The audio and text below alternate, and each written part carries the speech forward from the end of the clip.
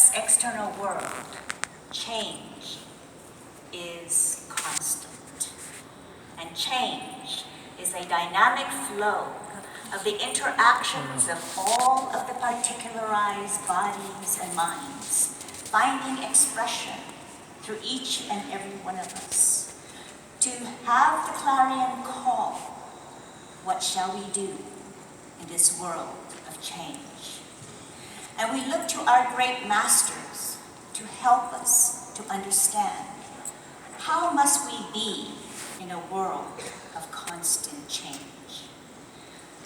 Lord Buddha said, everything is impermanent. And inherently we know the truth of that nothing stays the same. Even in our dearest relationships, in all the people we love, change will come. And even as I stand here, millions of my cells are passing away and more are being born again. Until the day will come when there will be no more regeneration of cells in my body. And that speaks to the season of change. We are born and we die. It was so clearly articulated in Ecclesiastes. To everything, there is a time, a season. And so as we, in our particularized bodies, where we see multiplicity and diversity, in the limitations of the five senses that tell us we are separate, our great masters call to tell us, give up your attachments to the things of the world, because the day will come when change will visit your door. Actually, change is always with us. But why does change come? In this grand play of the divine, in which we all sing and dance and celebrate and weep and sorrow together. Because we are here to learn the lessons of life, that the articulation of the eternal messages of the great masters are articulations of the immutable spiritual laws. That the divine is love. And we are put upon this earth to learn the ways of love and to understand that in the midst of change, we must find that love. But where is that love? All around us and within us. And our sacred journey tells our story of how we are seekers after the truth that will help our wounds and heal us and help us to find our humanity in the externalized world of constant change, and to know that beyond the appearances, there is the sacredness of life. And we know it intuitively. And all of our actions that we unfold in the world speaks the voice of advocacy and the voice of inspiration. The call always that we must band together, join together, in the recognition that there is no one person, no one country, no one government can deal with the external changes. In the times of the great masters, Lord Buddha did not have to encounter nuclear weapons, nor did Jesus have to encounter the rights, the people have had, the scientific technologies that now allow us to have information technologies that connect us all over the world with each other. And with those technologies that speak of our connectivity also brings up the darkness. And everywhere in creation we see the light and the dark dancing together, the pairs of opposites that speak creation, and the great teachings of Advaita Vedanta that speaks to us of the need for transcendence and to understand our unitive consciousness, the oneness that goes beyond the pairs of opposites. And so in the long march of human history, we come to understand that in the midst of all of the changes that cause us anxiety, that we still look to the articulation of the great masters that have come to show us the way. And it is incumbent upon all of us to give our spiritual lives the cultivation of our spiritual character and to set our spiritual discipline every day that we live. The choices that we make ultimately becomes the cumulative statement of our lives. And at the end of the day, when I look upon my 99-year-old mother, who worked so hard to support 5 children and to keep her promise to herself, that she will see that each one of her 5 children will be educated. And she did it.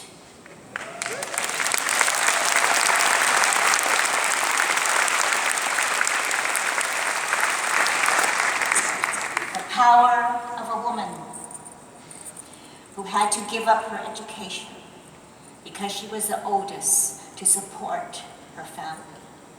She wanted to be a teacher, but she couldn't. But in one generation, through her will and the strength and the power of her love, she saw all of her children educated. And now at 99 years, she looks back and she says that she's satisfied, that she kept all of her promises. And as life closes in, there is this intelligence, this will, this power that speaks to me beyond the form and structure, that there is life, eternal life.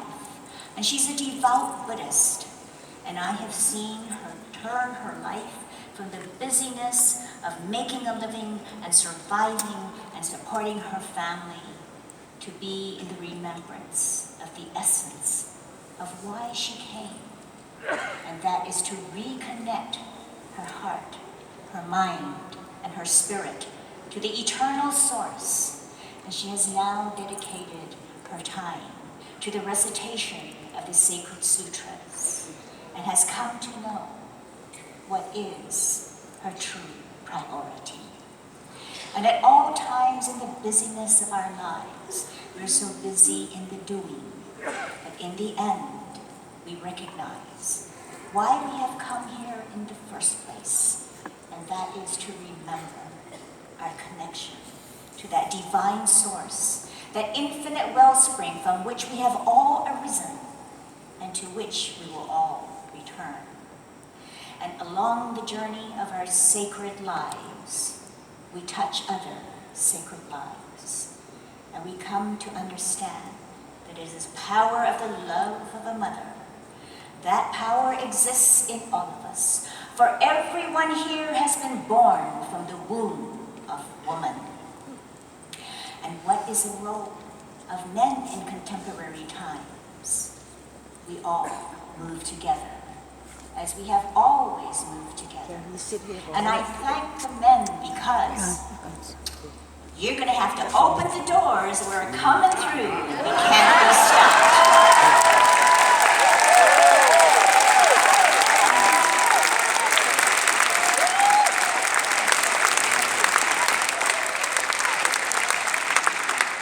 The power of this one word, change. It helped to elect a young, up-and-coming, yet unknown Black African-American president in 2008. Because his slogan was this one word, change. And so it mobilized the whole country through the inspiration of the dream of what that change could be. And yet, the word in and of itself doesn't say change from what to what.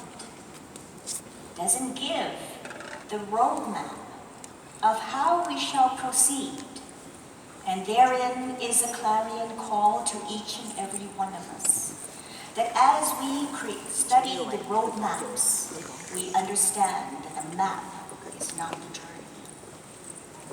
That we must undertake the journey. And while we may take out all the maps or create the maps to show the way and point the way, we still must undertake the journey. But I am not afraid of the future and the increasing complexities of the external world, because I am with you, and I have been inspired by your presence to see all the beautiful, well-meaning hearts who have come for a week to spend our time together, that we could share, that we could connect with our stories. And I went to the restroom, and this woman stopped me and said, "Thank you for all the work that you do. I'm a Parliament junkie." And I said to her, "How wonderful that you're a Parliament junkie, and may we have more Parliament junkies." Why? Because the Parliament of the World's Religions provides this international platform where people from all over the world can come together and to share, to inspire each other. We have had world-class thinkers, speakers, activists, and I look upon all of it, the wonderment, the beauty, the well-meaning hearts that have brought us together, seeking, sharing, and speaking words of change, love, and solutions. And along the way, we will always understand what Shakespeare had always understood, that in the play of life, we are always in the moral dilemma of ourselves, to be or not to be. That is the question.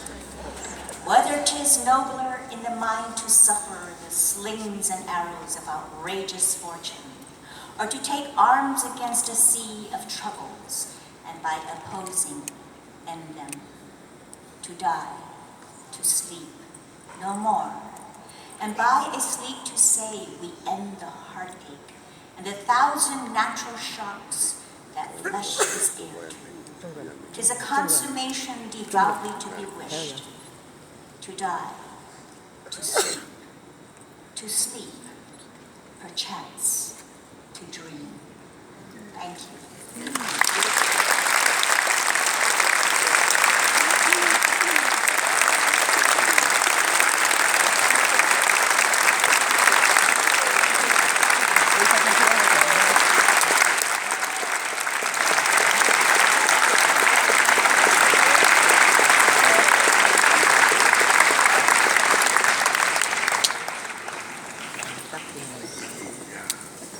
Thank you, Audrey.